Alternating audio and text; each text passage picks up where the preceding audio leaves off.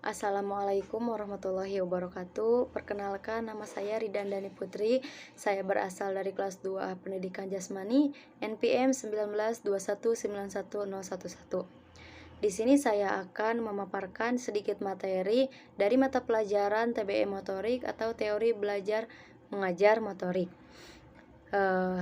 Materi di sini terdapat dua, yaitu ada motorik dan yang kedua ada teori belajar yang berkaitan dengan gerak. Yang pertama saya akan menjelaskan pengertian motorik. Motorik adalah suatu istilah yang digunakan untuk menggambarkan perilaku gerakan yang dilakukan oleh tubuh manusia. Motorik ini biasanya digunakan dalam bidang ilmu psikologi, fisiologi maupun olahraga. Nah, dalam motorik itu sendiri dibagi menjadi dua, ada motorik kasar dan ada motorik halus. Yang pertama yaitu motorik kasar. Motorik kasar adalah gerakan tubuh yang menggunakan otot besar, sebagian besar atau seluruh anggota tubuh yang dipengaruhi oleh usia, berat badan maupun dari perkembangan fisik itu sendiri. Kemampuan dalam motorik kasar ini contohnya yaitu berdiri, jalan, duduk, hingga berlari membutuhkan keterampilan motorik kasar.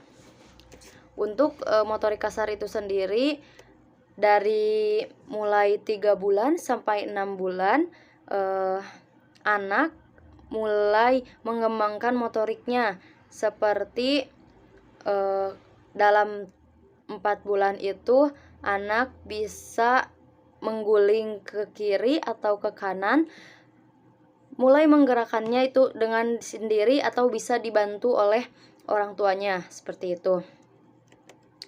Terus juga sampai 6 bulan si anak itu bisa seperti mau duduk seperti itu. Dan juga motorik kasar ini dari 6 bulan sampai 1 tahun biasanya si anak tersebut bisa merangkak untuk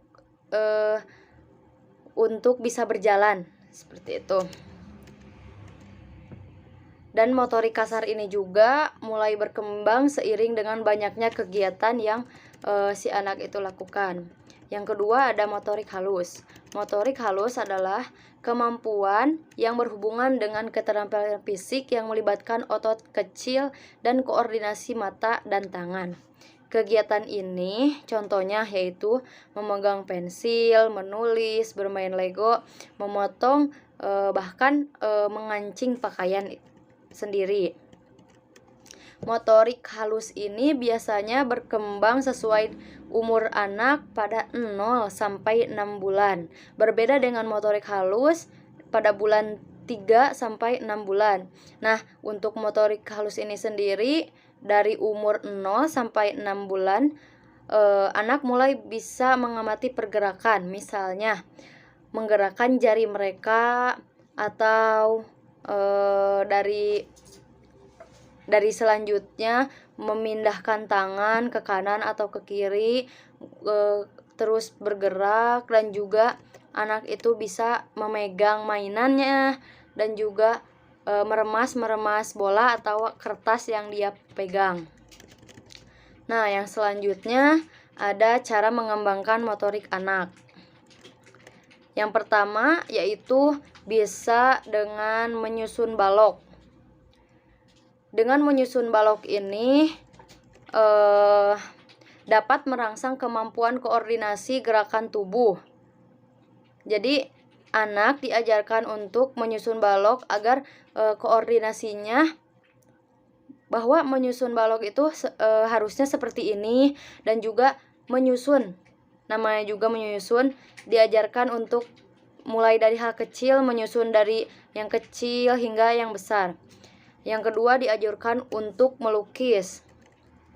Nah, untuk melukis ini anak diajarkan untuk bisa menggerakkan tangan yang sedang memegang kuas hingga bisa menggambar seperti ke atas ke bawah, atau membuat pemandangan misalnya gunung atau rumah-rumah. Nah, yang selanjutnya itu ada bermain dengan seperti adonan kue. Seorang ibu sedang membuat kue, anak bisa ikut-ikutan membuatnya, seperti misalnya anak bisa membuat lilin dari bahan adonan tersebut. Dan itu juga mengajarkan bahwa anak bisa membuat seperti itu. Yang selanjutnya ada bermain bola.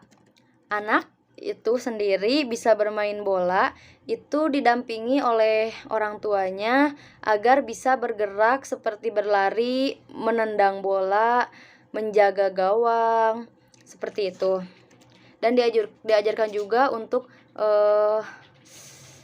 koordinasi antara kaki dan pandangan itu ketika berlari harus melihat ke depan, dan menendang itu harus bagaimana. Yang selanjutnya adalah ada perkembangan motorik yang terhambat.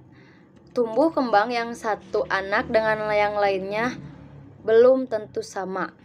Ada yang tumbuhnya itu cepat dan ada anak yang tumbuhnya itu lambat.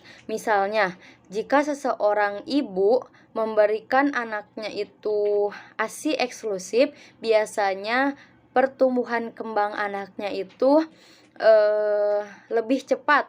Misalnya cepat berjalan, cepat berbicara. Dan sedangkan yang saya lihat, seorang ibu yang memberikan ASI samping, misalnya susu sapi, biasanya agak terhambat biasanya.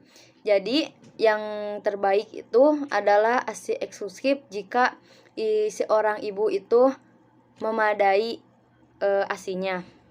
Dan juga jika anak merasa terhambat dari kedua faktor itu, seharusnya ayah dan ibunya segera pergi mengantarkan anaknya untuk dicek ke dokter, melihat kenapa seorang anak itu berkembangnya sangat lambat, seperti itu. Jadi bisa konsul kepada dokternya. Dan yang kedua ada teori belajar yang berkaitan dengan gerak. Yang pertama ada pengertian belajar gerak. Konsep pembelajaran gerak merupakan dasar bagi pelaksanaan proses pembelajaran dan pelatihan gerak atau keterampilan gerak. Pengertian yang betul dalam hakikat dan definisi pembelajaran gerak merupakan bantuan yang sangat berguna bagi guru penjas. Contohnya yaitu ketika seseorang yang sedang belajar bersepeda tentu belum akan bisa tanpa melalui prosesnya itu sendiri. Jadi secara instan itu tidak bisa jika seorang anak itu mempunyai keterlambatan. Misalnya anak itu berpikir bagaimana caranya untuk bisa bersepeda, kan harus belajar dulu. Maka ketika seseorang mempelajari keterampilan gerak, perubahan nyata yang terjadi adalah meningkatkan mutu keterampilan itu sendiri. Nah, dalam pengertian belajar terdapat 3 aspek. Yang pertama ada belajar dipengaruhi latihan atau pengalaman perkembangan. Kemampuan memang dapat terjadi tanpa berlatih, tetapi kemampuan tersebut berkembang misalnya karena pengaruh kematangan dan pertumbuhan. Perubahan kemampuan ini tentu akan meningkatkan keterampilan, namun hanya sampai batas minimal. Contohnya yaitu ketika seseorang berlatih atau menekuni olahraga itu sendiri, ada yang mampu bisa berlatih tanpa berpengalaman, itu adalah sesuatu yang mempunyai kelebihan itu sendiri seseorang itu. Jadi tanpa berlatih juga si anak itu akan berkembang. Maksudnya tanpa berpengalaman si anak itu akan berkembang dan bisa melakukan misalnya olahraga itu sendiri. Yang kedua, belajar tidak langsung dapat diamati, tapi ketika belajar mulai langsung, belajar akan dapat diamati. Belajar tidak langsung dapat diamati ketika latihan berlangsung. Terjadi banyak perubahan dalam sistem saraf pusat. Perubahan tersebut terjadi karena penganyaman berbagai kemampuan dan pengalaman gerak dalam sistem memori otak. Proses inilah biasanya yang memantapkan perubahan yang terjadi relatif menetap. Proses demikian umumnya tidak bisa langsung dapat diamati. Apa yang dilakukan adalah melihat perubahan-perubahan yang terjadi lewat penampilan geraknya. Jadi, seseorang itu ketika melakukan gerak, yang dapat diamati hanyalah perubahan-perubahannya sendiri. Yang selanjutnya yaitu ada perubahan yang terjadi relatif menetap. Perubahan yang terjadi dalam penampilan dapat dianggap sebagai hasil belajar. Jika perubahan tersebut bersifat menetap, ini diperlukan karena jika hanya berpedoman pada perubahan yang terjadi dalam penampilan bisa menyesatkan. Banyak perubahan dalam penampilan yang terjadi oleh sebab lain, yang terjadi baik sementara maupun menetap. Faktor yang perlu diyakini adalah latihan akan mempengaruhi penampilan secara menetap. Perubahan kemampuan itu akan menjadi ciri dari orang yang telah belajar dan akan berguna ketika suatu yang dibutuhkan. Jadi, seseorang yang belajar olahraga misalnya akan menjadi ciri bahwa seseorang itu adalah olahragawan. Jadi kelihatan dari bentuk tubuh, mau fisiknya itu sendiri. Nah, yang kedua ada mengukur pembelajaran gerak. Yang pertama ada naik turunnya perkembangan belajar. Hasil perkembangan belajar yang terlihat dari keterampilan anak dapat dikumpulkan dalam waktu yang cukup panjang.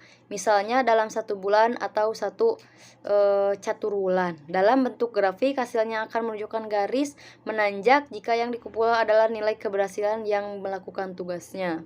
Contohnya yaitu ketika seseorang yang sedang melakukan kegiatan program yang dikasih oleh seorang pelatih, itu pelatihnya akan membuat grafik dari mulai 0 hingga seterusnya si anak itu berkembang sampai mana dan juga akan menghasilkan grafik itu naik atau turunnya. Yang kedua ada sifat pengaruh latihan. Karena pembelajaran harus melibatkan proses latihan, guru penjas harus mengetahui beberapa pengaruh latihan terhadap hasil belajar. Yang pertama ada pengaruh latihan yang menetap. Dalam contoh ini, seorang pelatih harus menetapkan atletnya untuk agar keterampilan geraknya menetap. Mau itu beberapa bulan, mau beberapa tahun, seorang atlet itu harus bisa menetap kemampuan keterampilan geraknya. Jadi harus menjaga keterampilan geraknya dan juga terus berlatih hingga latihan yang dijalani itu harus dapat pengaruhnya dan pelatihnya harus menuliskannya. Yang kedua ada pengaruh latihan yang bersifat sementara. Di samping menghasilkan perubahan yang menetap, kondisi latihan dapat pula menimbulkan perubahan yang sifatnya menetap.